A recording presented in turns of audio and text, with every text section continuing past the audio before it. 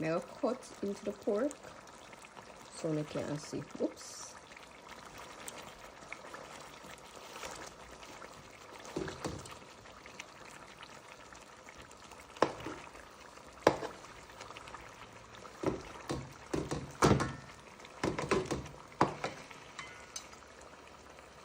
I'm gonna go in with my scallion.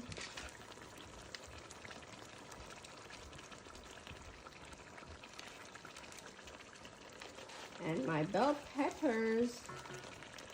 And this is just to make the dish look fancy. So guys, the pork finish. This is the finished product.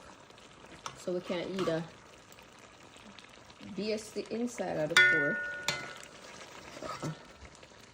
Alright, so this is the finished product of the pork.